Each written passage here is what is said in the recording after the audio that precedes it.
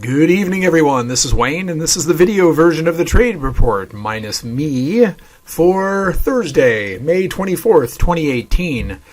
We have one more trading day left before the Memorial Day weekend is upon us. That is a 3-day weekend for the U.S. stock market. However, the futures market will open at the regular time on Sunday, which is 3 p.m. Pacific Daylight Time and 6 p.m. Eastern Daylight Time. I am coming to you without my video appearance because I have a rather tight schedule today, and the editing process for me being in the video is a little bit more time-consuming and arduous, but I hope that the content will remain as valuable and as interesting as usual. So let's get started. Well, the S&P futures had a very interesting day today, as did all of the indexes.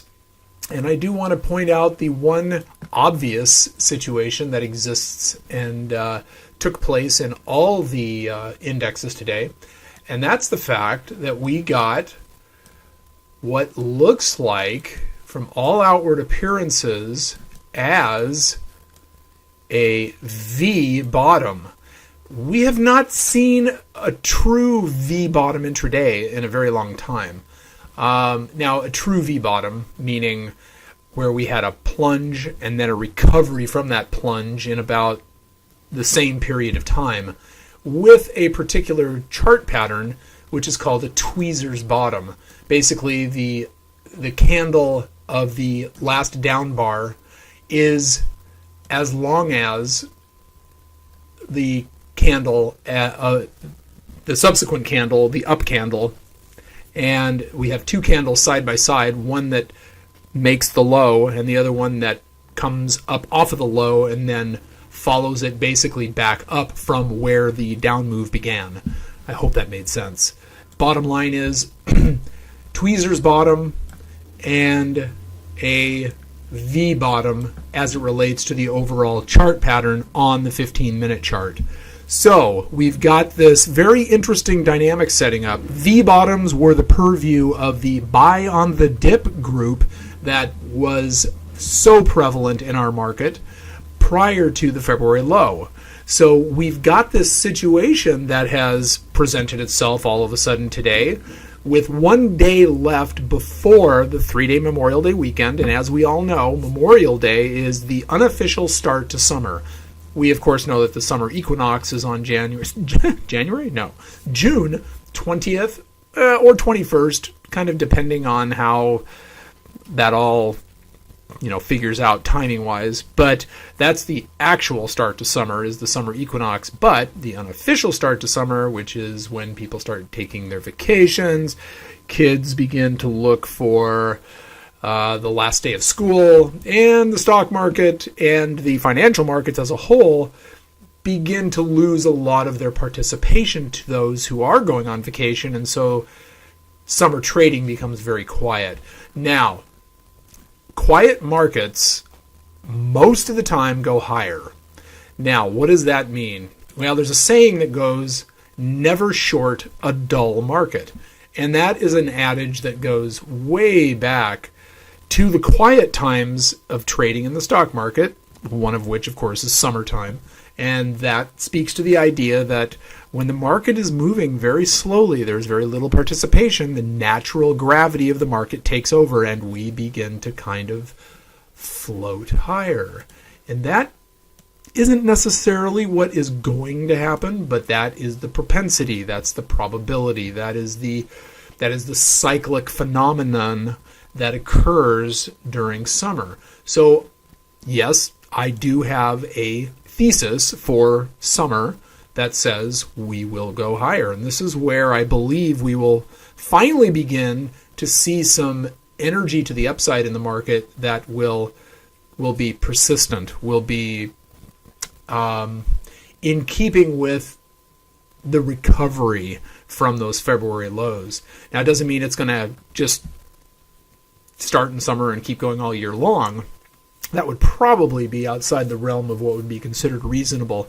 But at the same time, I do think that we're going to start seeing some action to the upside.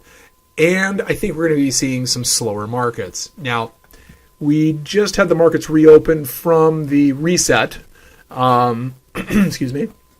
And we've got about 24 minutes left before the quiet time, which is an hour. And it looks like we're trying to go a little bit higher here. So let's take a look at the VIX like we normally do. I'm going to drag a chart over. And actually, this chart is already set to a stock that you may or may not recognize. Well, actually, it doesn't matter if you recognize it or not. It's right up here, Netflix. Netflix made a new closing high, made a new intraday high. Netflix, for whatever reason, cannot be stopped. Institutions are buying this thing hand over fist. It is a screaming buy, and no, I do not own it. And the reason I don't own it is because the breakout yesterday, in my opinion, was too big of a move. So at this point, being the disciplined trader I am, I'm not just going to jump on and chase a stock higher. I need to wait for it to pull back. Now, what does that mean? Well, I will have to do some technical analysis on it, but for all intents and purposes, I'm going to need to see a reasonable move back, maybe to about here, which would put us at about $335 a share, approximately. We'll see. I'm not necessarily, hanging everything I have on this. I mean, this is just an idea. But Netflix is one of the most bullish stocks in the market right now. So in keeping with that, let's go ahead and take a real quick look at Amazon, which did go higher again today. Barely. It closed $1.21 higher, so that's nice. Still hanging out in this range that it finds itself in, though. So very interesting there. And let's see, Google today, I believe it went higher. Oh no, it closed 51 cents lower. But I know Facebook closed down. It closed down 97 cents. So we've got Netflix and Amazon that went higher. Apple, Google, and Facebook that went lower. So FANG was mixed. The Dow ended down 75 points. The NASDAQ closed down 1.5 points.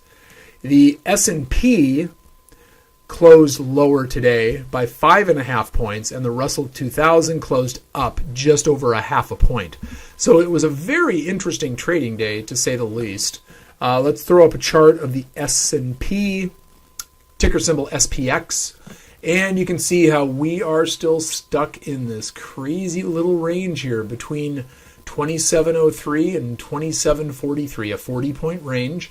And these two Fibonacci levels, this 2703 and this 2743, this 30-point range, this goes all the way back to the January high to the February low. Those are the Fibonacci levels associated with this little bit of action, and this is what I told you I was expecting.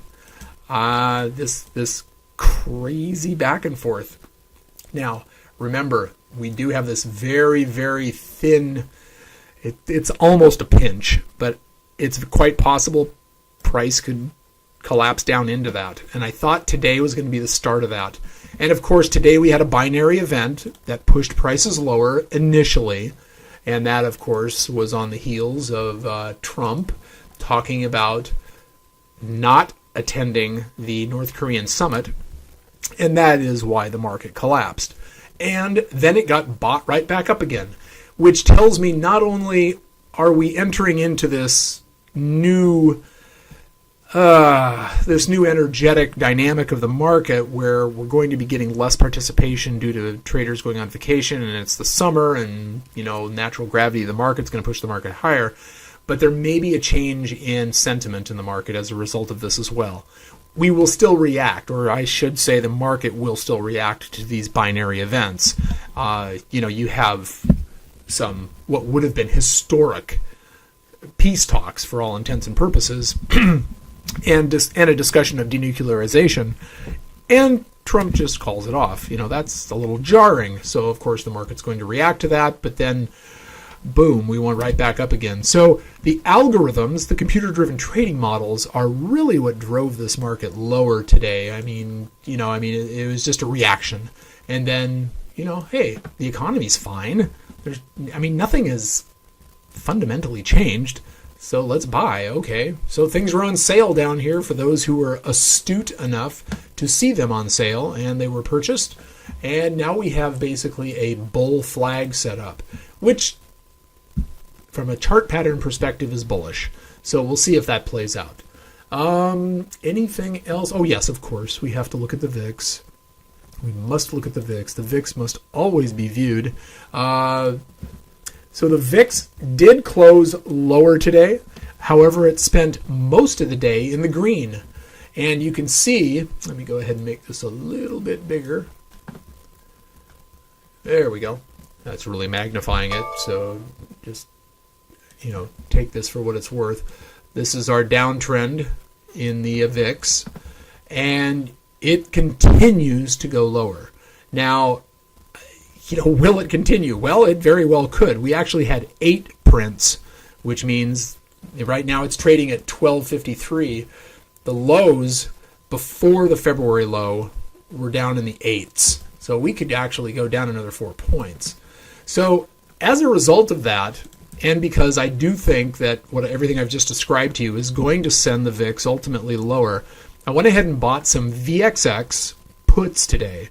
And for those of you who are attentive, if you will, to the Trade Report Facebook group, let me go ahead and pull that up, and we can just kind of take a real quick peek at the discussion here. So what I said is, here's a trade idea, and this was 5 hours ago, so that would have put us at right about about 9 o'clock this morning, a little bit earlier. I said, here's a trade idea. Buy 5 VXX 30 strike price puts in the July contract. Trade thesis, looking for VXX to come back down after this price action subsides. Enter the July contract to allow for a hold over the 3-day weekend if needed without egregious theta decay. All right, so almost immediately it became profitable because I did buy those puts at that scissors bottom. I've seen it before, and this is the usual and customary chart pattern that occurs as a result of a scissors bottom. So initially I updated the trade. It's up $50 and it was up 110. Kind of hung out around the $110, $120 price range. And then what I did is I sold some June contract puts against it, basically created a calendar position. And what that does is it adds a level of protection for the trade if volatility goes higher, and it also adds an income element because those short puts will decay and ultimately become more valuable and contribute to the profit of the trade. Now, if we do get a pretty decent pullback tomorrow, I will add to the long puts. I'll probably buy 3 to 5 more. I need to see how the market behaves. And if it recovers and begins going higher, making my position even more profitable, I may end up selling more puts against it to increase that protective element as well as that income component. So, these are advanced concepts. These are advanced trading dynamics. And they are very strategic in nature because what you're doing is you're evaluating your entry based upon market metrics and market movement and the probabilities that markets will do things that you, quote unquote, expect them to do based on your thesis. And today the market behaved very well as it related to my trade thesis as it related to the market metrics. So, that's ideal. And it does happen that way most of the time, but you need to recognize when it doesn't so you don't remain stubborn and hope it works out and then you end up losing money. Well, at this point, this is a very good trade. We're doing very well. So, and then today I was rather active in the Facebook group. I posted a few charts and was a little bit more communicative. And I think I want to begin doing that more and more as time goes on. But keep in mind, what I am doing at this point is I'm setting up a page on a site called Patreon. That's P-A-T. In fact, let me just go ahead. It's Patreon.com.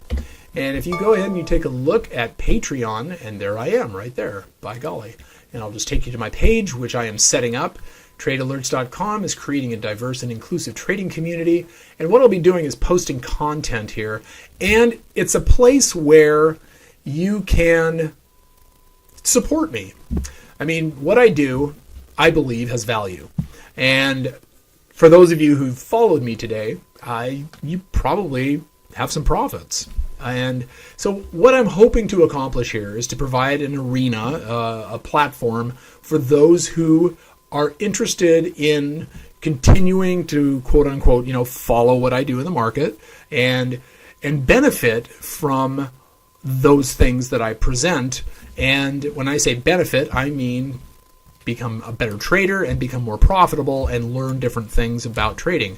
I will also make my coaching available through this site. There's basically what are called reward tiers. That's TIERS that you can get involved in, and there are varying degrees of patronage that you can provide.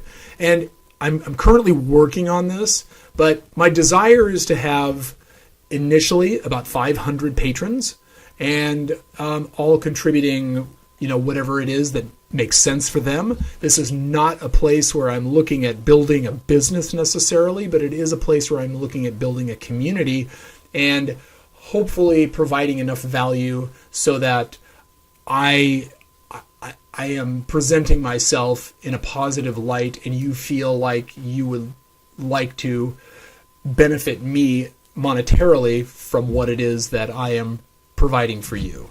So there's not this quid pro quo from a business standpoint. It's more like this value-driven membership community. And it just feels better. It feels right. Anyway, enough said. This is what it is. So you can see it's www.patreon.com/TradeAlerts. That's my Patreon site. So I'm building that now, and I will have those reward tiers up soon, and I'll begin posting content. And with that, I wish you trade safe. Trade what you see. If you choose to trade at all, good night and good trading.